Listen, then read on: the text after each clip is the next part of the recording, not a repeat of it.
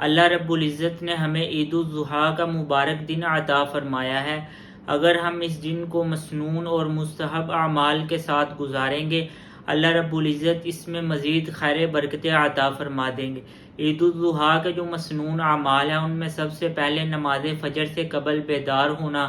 غسل کرنا اور اپنے جوڑوں میں سے بہترین جوڑے کا انتخاب کرنا اور اس کو زیب تن کرنا، خوشبو لگانا، مسواک کرنا اور عیدگاہ کی طرف عید الاضحیٰ کی نماز پڑھنے کے لیے جانا اور ایک راستے سے جانا اور دوسرے راستے سے واپس آنا اور تکبیرات تشریق کہتے ہوئے جانا، اللہ اکبر،